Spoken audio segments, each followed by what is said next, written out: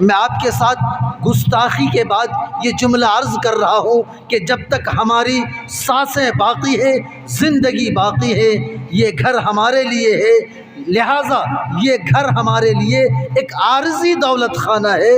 اصل ہمارا گھر وہ گھر ہے۔ میں آپ سے اور تمام سامعین و ناظرین سے درخواست کرتا ہوں کہ جہاں ہم اس دنیا کے عارضی گھر کا خیال کرتے ہیں، اس کے انتظام کے لیے، اس کی تعمیر کے لیے، اس کے کنسٹرکشن کے لیے، اس کی زیب و زینت کے لیے، اس کو اچھا سے اچھا بنانے کے لیے ہم اپنی پوری تگ و دو، پوری جد و جہد، پوری کوشش کر ڈالتے ہیں۔ یاد رکھیے گا، میں آپ کو دعوت دیتا ہوں، میں آپ کو پیغام دیتا ہوں، دل سے یہ سندیش دیتا ہوں، کیونکہ پیارے آقا، کملی والے آقا جناب محمد الرسول اللہ صلی اللہ علیہ وسلم کا فرمان مبارک ہے، کن فی الدنیا کأنک غریب او عابر سبیل۔ اے دنیا کے بسنے والے ایمان والو، مسلمانوں، اللہ نے دین تمہارے لیے دیا، قرآن تمہارے لیے دیا، شریعت تمہارے لیے دیا، لہٰذا یاد رکھنا دنیا میں جب تک زندگی گزارو مسافر بن کر رہنا۔ لہذا یہ ہمارے ہیرا بھائی کے لیے، ہمہ بھائی کے لیے مسافر خانہ ہے، جب تک یہ چاہے اس مسافر خانے میں رہے، لیکن ایک وقت آئے گا ہمارے ہیرا بھائی کو بھی، نسیم بھائی کو بھی، اس شمس تبریز کو بھی اس عارضی مسافر خانے کو چھوڑ کر لائف ٹائم کر، جس کو برزخ کی دنیا، جس کو آخرت کی دنیا، جس کو جنت کی دنیا کہا جاتا ہے، وہاں ہمیں جانا ہے۔ لیکن یاد رکھیے گا، دنیا کا گھر بھی اچھا ہونا چاہیے۔ پیارے رسول صلی اللہ علیہ وسلم نے ارشاد فرمایا ہے، فرمایا ایسی سواری جو آپ کو راستے میں دقت اور تکلیف پیدا کرے، اللہ کے رسول نے پناہ چاہیے۔ ایسے گھر، جس گھر کے اندر گھر والوں کو رہنے میں دقت ہوتی ہو، مہمان کے آنے پر لوگوں کو پریشانی ہوتی ہو، پردے کا اہتمام نہ ہوتا ہو، تو ایسے گھر سے بھی جناب نبی کریم صلی اللہ علیہ وسلم نے پناہ چاہیے۔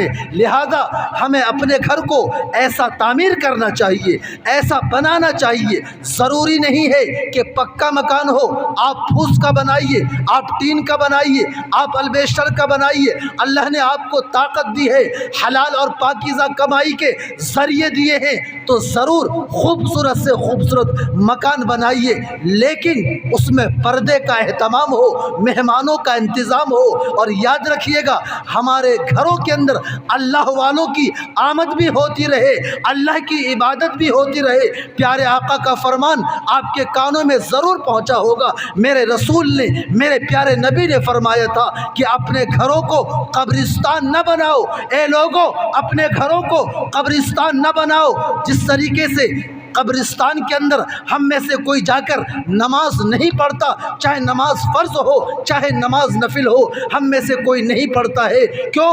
اس لیے کہ قبرستان نماز پڑھنے کی جگہ نہیں۔ ٹھیک اسی طریقے سے اے لوگوں، تم اپنے گھروں کے اندر سارے کام کرتے ہو، آرام کرتے ہو، کھانا کھاتے ہو، کاروبار کرتے ہو، لیکن نمازوں کا اہتمام اپنے گھروں میں نہیں کرتے۔ ہمیں چاہیے کہ اگر ہم چاہتے ہیں ہمارے گھر کے اندر خیر و برکت کا نزول ہو، اللہ کی طرف سے رحمت ہو، ہمارے گھروں کے اندر سے الائیں بلائیں مصیبتیں دور ہو جائے، تو میرے پیارے بھائیوں، اپنے گھروں کے اندر نمازوں کا اہتمام کرو۔ اور یاد رکھیے گا، مفتی صاحب نے بتا دیا نماز گھر میں پڑھنا چاہیے، اسی لیے کل سے مسجد جوائن کریں۔ کیا صاحب یہی کیا جائے گا؟ نہیں بزرگوں، مسجدوں کے اندر ہمیں جو فرض نماز جماعت کے ساتھ پڑھنے کا حکم ہے، اس کی فضیلت ہے، اس کا مقام اور مرتبہ ہے، ہمیں وہ نمازیں تو مسجد میں ہی ادا کرنی ہے۔ لیکن جو نفلی نمازیں ہیں، ہم اوابین کی نماز، چاش کی نماز، اشراق کی نماز، تہجد کی نماز اور دیگر کبھی اللہ موقع دے تو نفل نمازیں ہم اپنے گھروں کے اندر میں ادا کیا کریں، اور یہ ہمارے گھروں میں برکتیں لائیں گی۔ ہم قرآن پاک کی تلاوت کریں۔ ہم لوگ شکایتیں کرتے ہیں ہمارے گھروں پر کسی کا اثر لگ گیا ہے، کوئی بد نظری کا شکار ہو گیا ہے، نہ جانے کیسی کیسی अलائیں बलाएं मुसीबतें आ गई हैं, तो याद रखिएगा इन सारी चीज़ों को दूर करने के लिए कि हमारे घरों के अंदर हलाल और पाकीज़ा कमाई लगी हो, और साथ ही साथ हम घर के अंदर अल्लाह की इबादत करें, अल्लाह की मुक़द्दस किताब कुरान मजीद की तिलावत करें, हम और आप खुद करें, हमारे घर की मस्तूरात हमारी माँ और बहनें करें, हमारी बेटियां करें, हमारे बेटे करें। घर के अंदर जब कुरान पाक पढ़ा जाएगा, दीन की मजलिसें लगाए करें, हफ्तेवार तालीम का नज़्म करें। हमारे मोहल्ले की औरतें, अल्लाह ने हमें इतना पाकीज़ा और अच्छा घर दिया है, जो हमारी माँ बहनें सही तालीम कर सकती हैं, दो चार बात कुरान और सुन्नत की बता सकती हैं, उनको चाहिए कि ऐसी मजलिसों का एहतमाम अपने घरों के अंदर कराए करें। याद रखिए, काबिल मुबारकबाद हैं ये बिरादरान, ये साहिब खाना जो अपने घर के इफ्तिताह के मौके पर अपने इलाके के मुअज़्ज़ज़ उलमा को अपने यहाँ मदऊ किया।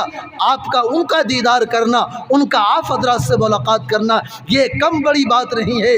आज इस फितने के दौर में ज़रूरत है अवाम का ताल्लुक़, अवाम का कॉन्टेक्ट, अवाम का कॉन्सेप्ट, अवाम का रब्त व ज़ब्त उलमा से हो, पढ़े लिखों से हो, और पढ़े लिखों का रब्त व ज़ब्त और ताल्लुक़ अवाम और जनता से हो। ये आज वक्त की ज़रूरत है, वरना फिर ऐसा होगा कि हम दीन के मामले में पिछड़ते चले जाएंगे।